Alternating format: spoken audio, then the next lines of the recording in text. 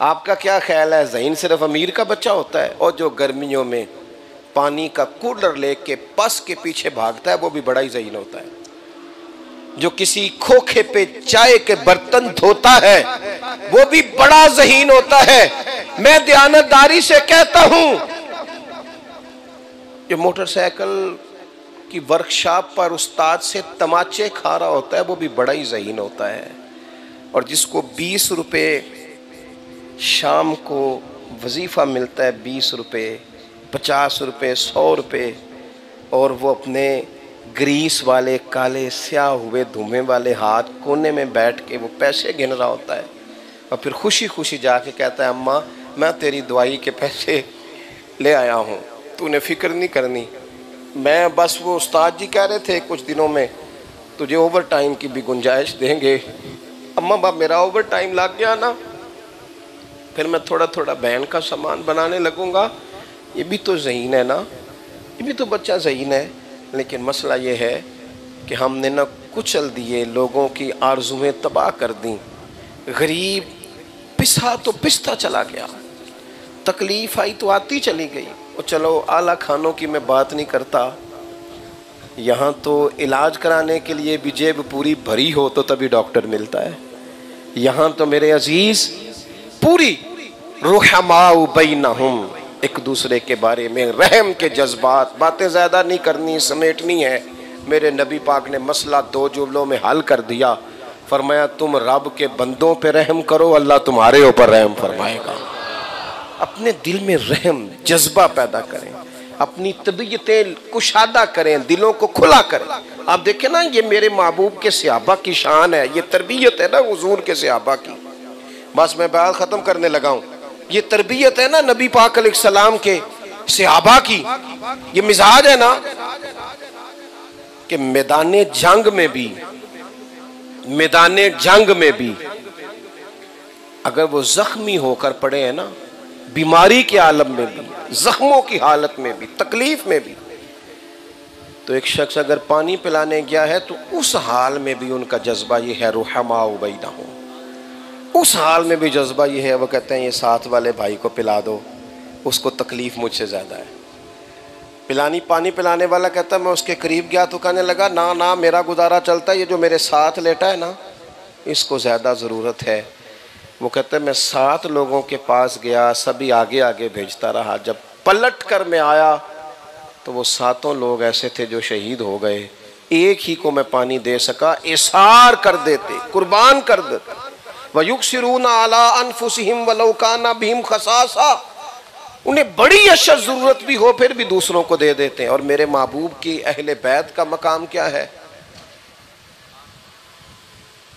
आप हज़रत फ़ातिमा ज़हरा रज़ी अल्लाह ताला अन्हा की सीरत पर जितनी भी किताबें देखेंगे ना, हुजूर के घराने पर, सैयद आयशा पर, हुजूर की बेटियों 4 शहज़ादियों पर, हर किताब में लिखा होगा कि महीना महीना घर में चूल्हा नहीं जलता था, खजूर पानी पे गुजारा है, हर किताब में लिखा है।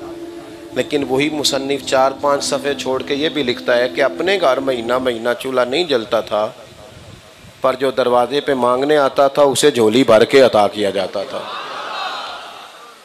खुद वो लोग भूख काट लेते, तकलीफ सह लेते, लेकिन वो अल्लाह की मखलूक पर रहम खाते, प्यार करते।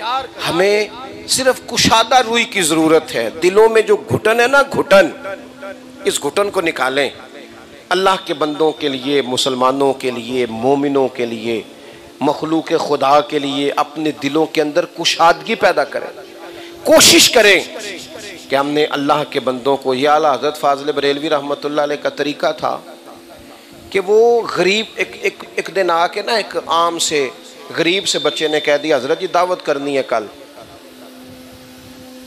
तो हंस पड़े, कहने लगे अकेला हूँ कि एक बंदा साथ ले आऊँ? वो कहने लगा जी एक ही लाइएगा बस, माड़ा बंदा है ना। तो खादिम कहता है मैं साथ चला गया। आला हज़रत उस घर में पहुँचे, उसने नीचे ज़मीन पे चटाई बिछा के तो बिठा दिया, जुब्बा समेट के वहीं बैठ गए। तो वो मोटी मोटी रोटी लाया बाजरे की और चने की दाल, और वो भी सही पकी नहीं, पकी और कच्ची। आला हज़रत का तबीयत मैदा तकलीफ़ में रहता था, सूजी के बिस्कुट सिर्फ दोपहर में खाते थे। लेकिन जब वो ले आया और सामने चुन दी तो कहते हैं सवाल ही नहीं पैदा होता था कि चौथा हिस्सा भी रोटी खाएं, पर 2 रोटियां खाई आला हजरत, 2 रोटियां। इसको कहते हैं लजपाल मुर्शद। कोई लजपाल मुर्शद वो होता है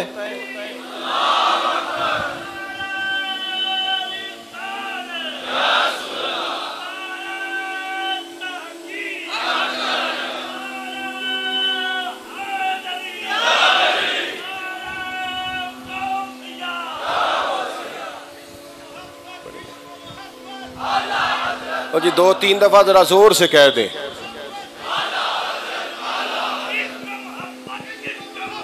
आला, अल्लाह जज़ा दे। सुने जी दोस्तों, बात ख़त्म कर रहा हूँ।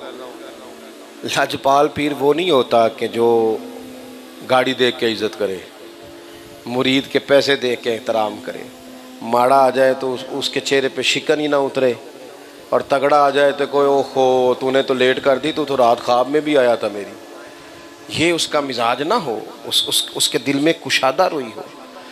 वो उसका तरीका ये, हमारे मशाइख नजराना ले लेते थे, कोई अपनी मर्जी से देता, हदीस पाक भी है कि जो बिन मांगे मिले वो तो अल्लाह की तरफ से है, वो ले लेते थे। लेकिन तरीका ये था कि अमीरों से लेते जाते थे, गरीबों को देते जाते थे। ये तर्ज था हमारे मशाइख का।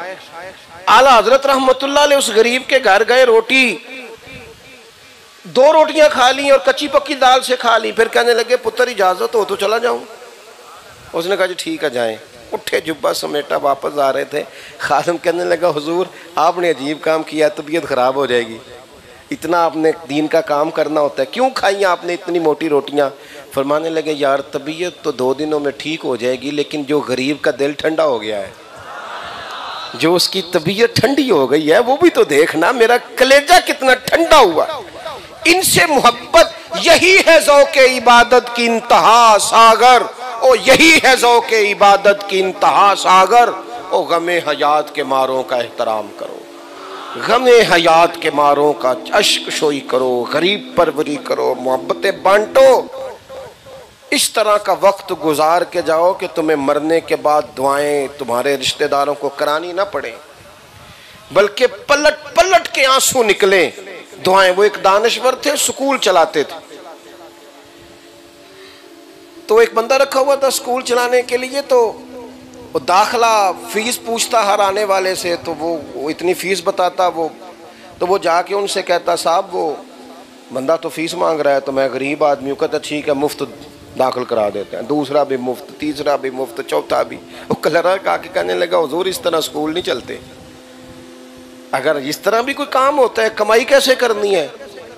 तो रब का बंदा बोल पड़ा, कहने लगा तेरा क्या ख्याल है, मैं कमाई के लिए स्कूल चला रहा हूँ, कमाई के लिए मदरसा चला रहा हूँ, तेरा क्या ख्याल है ये इदारा कमाई के लिए बनाया है?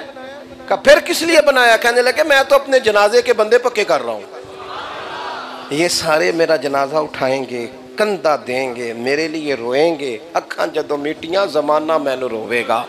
हाँ अपना तो अपना बेगाना भी मैनू रोवेगा।